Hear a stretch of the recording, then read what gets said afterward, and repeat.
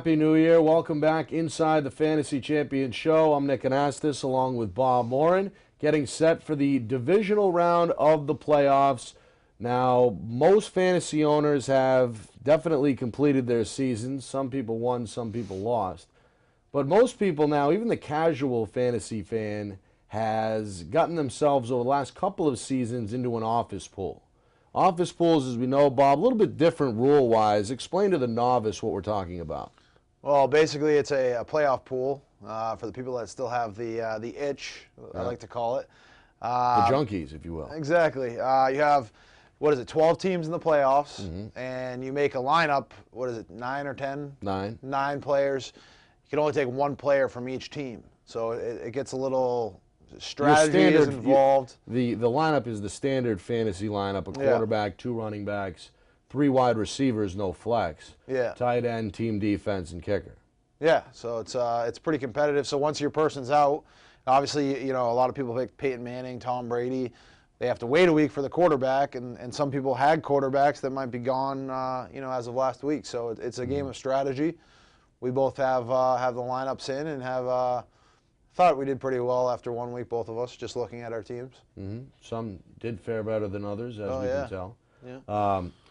Now, strategy kicks in at the next level for Peyton Manning owners and people that pick Peyton Manning in the pool. Some, like Bob Morin, were a little hesitant to draft Manning because of that first-round bye. If they were patient, now they've got a quarterback in the second round playing at home and one of the greatest of all time. Yeah, myself, though, I went with the value, and I pretty sure you did the same thing. And I know you're a big Aaron Rodgers fan, but we're going to get 2 weeks, an extra week out of him potentially, and I expect them to roll, on to next week. So. Because the pool really broke down into a couple of different camps for quarterbacks. It was Rodgers, it was Manning, it was Brady. Not a big surprise. So Joe Flacco, you really went out on a limb if you had him at this point. Although he did look pretty good against the Colts and now has a second game against the Broncos. Yeah, no, I think that Flacco, he always has the potential to have big games. It's just whether he can come out there and do it. He's been very inconsistent all year, which is why I never would have thought of taking him, and I think there's plenty of other guys to have over Flacco on Baltimore. All right, well, let's jump into it here on the Fantasy Champion Show. We'll break down the matchups and tell you what players we think should excel and keep you alive in the pool. We'll begin Saturday afternoon with that matchup we talked about, Denver hosting Baltimore. Besides the quarterbacks, you've got a guy in your roster, Sean Moreno, that you like his chances against Baltimore. Yeah, I don't think Baltimore has been, the best defensively all season. I know it's the playoffs. Things are a little different. People get up for it, especially an older team. I think their defense is a little older. I just think Moreno, the games at the end of the season that he had, he looked like he did his rookie year, second year in the league. So I like my chances. But like we talked about earlier, he could go out there and do nothing. I think he went over 100 yards 3 times in the final 5 games. I was going based on the hot hand, like we talked about many times on this show, as far as going with the guy. And I just felt Moreno might have a lot of upside. There might not be a lot of people that take a chance on him. I personally like the Denver defense. You have playmakers. You have Doomerville, who's gotten after the quarterback at the defensive end spot. And then you've got Von Miller, everybody's darling now. Obviously had a great year in his second year in the NFL. I love Von Miller. And he changes the dynamic around the edge. That's why I think Denver is dangerous and equipped for a Super Bowl run in the AFC. So I'm going to ride the whole defense. In Denver, they're the strongest yardage-wise, ranked the lowest, second lowest in the league in the regular season. The team that ranked the lowest, the Pittsburgh Steelers, no longer with us. So I like my chances with Denver. I like their defensive unit and special teams as the best fantasy option remaining. For Baltimore on the other side, Anquan Boldin surprised everybody but me in the divisional round. I had Anquan Boldin selected, the only selection of Boldin in the 76-team tournament that Bob and I are currently in. And what happens? 145 yards and a touchdown. Bob, as a former Boldin owner, what do you think in round 2 against Denver? I don't think he's going to have the same results. I know you probably feel the same way you have to. I don't think you can be as, going in against the Colts, you thought he would have a chance of having a good game, and he did. I just think Denver's going to be a different animal, and I don't think so. I think Ray Rice will probably, I think Dennis Pitta will also have a good game as well.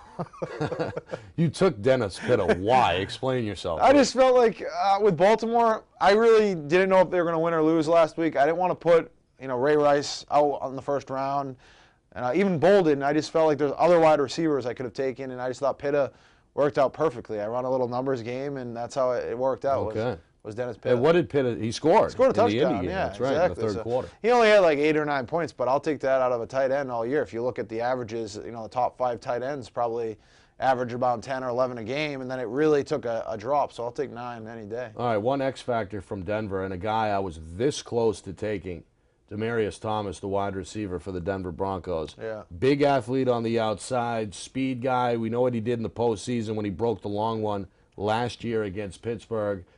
Demaryius Thomas, I think he can play a factor in this Denver run and really reward fantasy owners in the end. Yeah, I think so too, and Eric Decker as well. We can't forget about him. I think you don't know which wide receiver is going to show up, but they're both usually good for 100 yards. So, we'll see who gets in the end zone. Anybody else we're missing? What about Torrey Smith? Could he break the Yeah, long one? a lot of people actually in the league had Torrey Smith, so we actually have to touch on him. Someone's going to have to score in that game. I just don't know if it's going to be a wide receiver, honestly. I'm not saying it because I have Pitta or Ray Rice. I just think that best chances are going to be running or to a tight end. All right, looking on Saturday's schedule here on the Fantasy Champion Show with Nick Anastos and Bob Morin. The nightcap, and perhaps the most intriguing of the weekend, Green Bay at San Francisco. Bob and I in the same boat, which is odd, with Aaron Rodgers. We're locked in there. But other players, and there's plenty of them, could step up and really help out. Oh, yeah. Just with Green Bay, I don't think any of the running backs weren't taken, right? No. I don't think so, yeah. So I think a slew of wide receivers. I think you have even James Jones, Nelson, Greg Jennings, Finley, I know Randall a couple Cobb. teams, Randall Cobb. So, yeah, all those guys are obviously relevant. And I don't know. I think it could be a similar like New England, New England-San Fran game where it was high scoring. I don't think the defense is going to be stopping Aaron Rodgers. Well, these two teams met all the way back in week 1. Yeah. San Francisco winning at home 30-22. I'd say, first of all, generally speaking, there's a mile of distance between week 1 and the divisional round. Yeah. But secondly, there's a different quarterback on the other side with San Francisco. Now, you're really rolling the dice if you wanted to take a wild card, kind of dark horse and take Kaepernick at the quarterback spot. Yeah, I honestly though, but looking at it right now, Nick, I wanted to say what you said about week 1, that meeting up and how it's far away.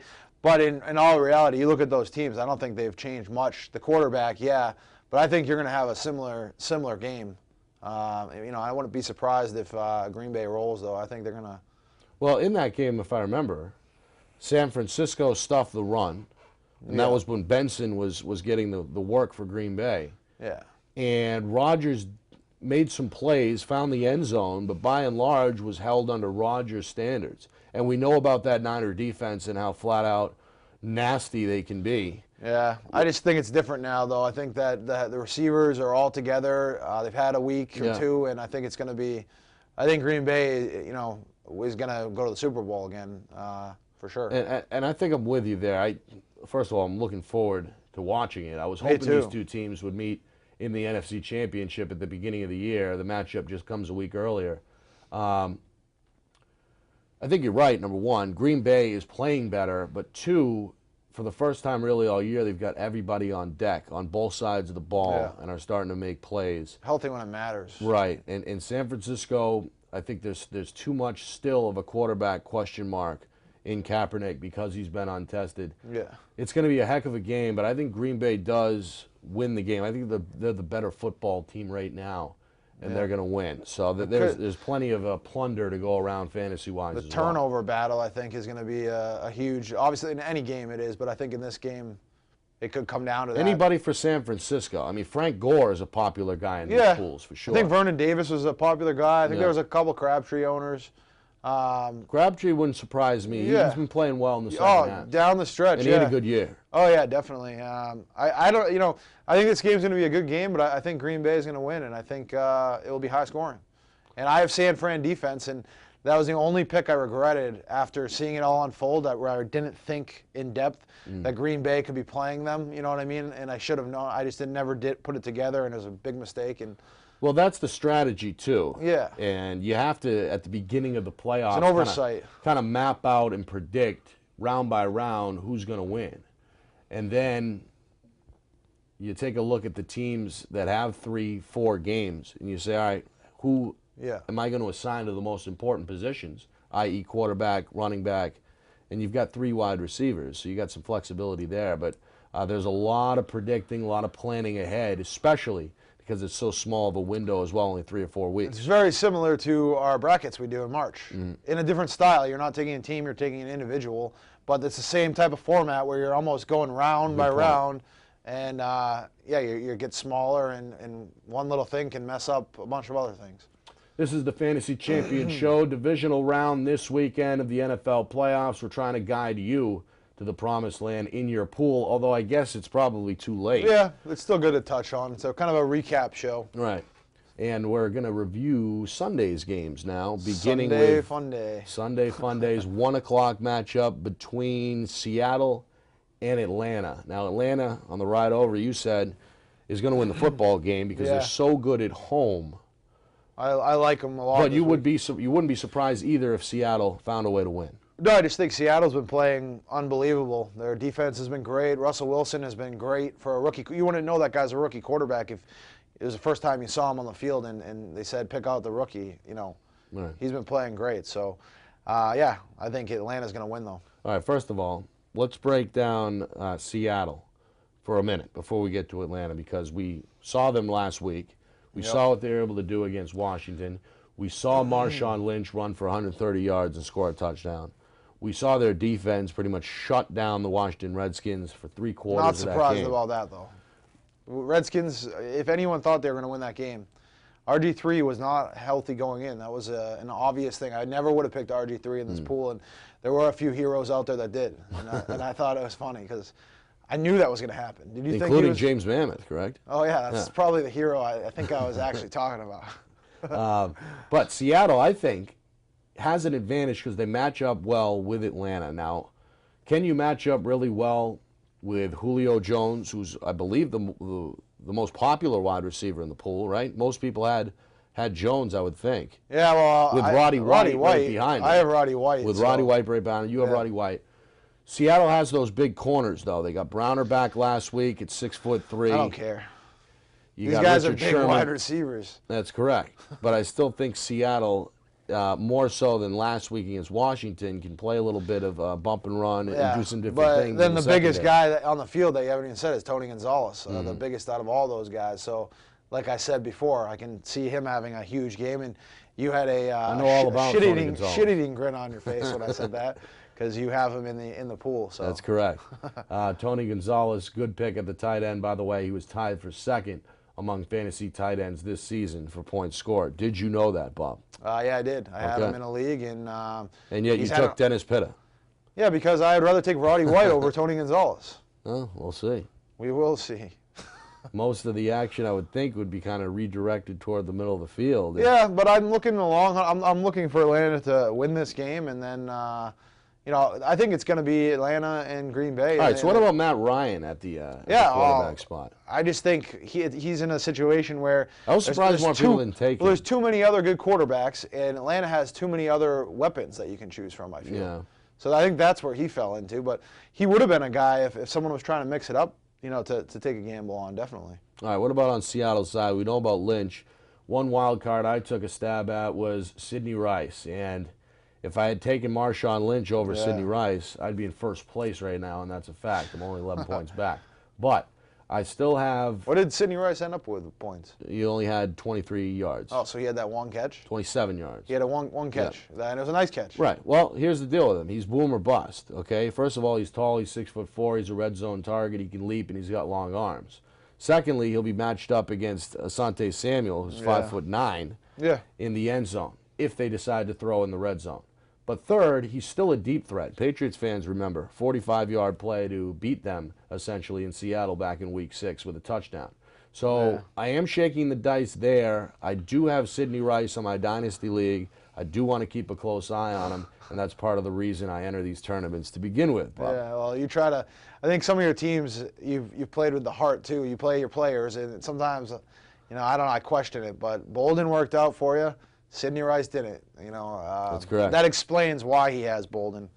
No, it doesn't. Well, it's on his team. He's on his team. I still think Bolden is one of the top receivers in the league. He's on your team, though. But he's not. No, he's not. He's not in the top 10 out of all. I traded him to Thompson. Yeah, I know, but he's one of your guys. He's one of your boys. He's on your team up here. Well, he's certainly on my team in this pool, and he's got me 11 points out of first. You always had a spot for him, though, is what I'm saying. Well, there's always a soft spot in my heart for all my former players, Bob. Yeah, that's funny. As I'm sure you can relate. All right, let's take a look at the last game here on the Fantasy Champion Show. Speaking of close to Bob's heart, the New England Patriots hosting the Houston Texans. Everybody's saying this is going to be a blowout, except for the Houston Texans and Nick Anastos. We'll save the best game for last over the weekend. I'm looking forward to it. And I think, what's the line, 9.5? Boogies have it at 9.5. 9.5. I'm going to take the Pats all day. I don't think it's going to be a blowout, but I think they're going to win by 10 points. I just think that they're playing way too well right now. So what do you see? If anything, the bye week is better for them. They're going to get healthier, and that's what they needed was rest. They needed a bye week more than anybody. What do you think in terms of style? I mean, is this going to be one of those, let's run it up and blow out the over-under, scoring 35, 40 points? I don't think that. Or is this a controlled, Brady makes a play in the fourth quarter type of game? No, I think it's going to be a control game, and the Patriots are going to win. They're going to do very well offensively. And I think the only thing that the Texans are going to be able to do is run the ball, and that will be for the norm. As far as Schaub, Schaub's going to have to win that game for him, and I just don't feel confident in Schaub. That's why I'm riding with the Patriots. All right, so green lights for everybody on the New England side. Yeah, like always. Anybody specific you like? It's Green Street down here. Just go. Anybody specific? Woodhead, everybody. Yeah, I like Woodhead. I like Ridley. I think Gronk back. He's going to be healthy. We saw him play the week before the bye. And that may be the big wild card. And he didn't play last in the game. whole pool is Gronkowski. Yeah, well, I'm not sure what those numbers were, but I took Welker in my pool just because I felt. Well, I think some people shied away just because of the Gronkowski injury. Yeah, which is why I go back to RG3. I don't know why he was a question mark going in. If you paid attention, I felt so. I don't know, but I think, this game, it's always like that with the Patriots. You never know which receiver's going to step up. It could be Lloyd, but I think Welker has the best shot out of the receivers. And then obviously I would have loved to have grabbed one of the tight ends, but I took my chances. All right, what about Andre Johnson? Does he do anything for the Texans? Yeah, I'm sure he'll have his normal 8 points, 9 points, something like that. And Foster will have his 12 to 15, but they lose the game because of turnovers.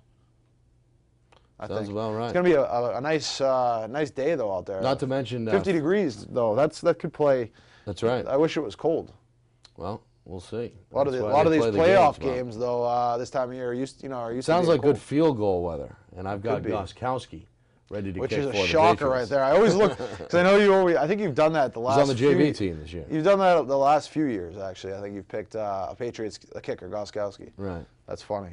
All right. That is it for the divisional round of the Fantasy Champion Show. Good luck. We'll talk again next week. For MC the Brick, Bob Morin, I'm Nick Anastos saying so long and good luck. All right, we're up. Beautiful.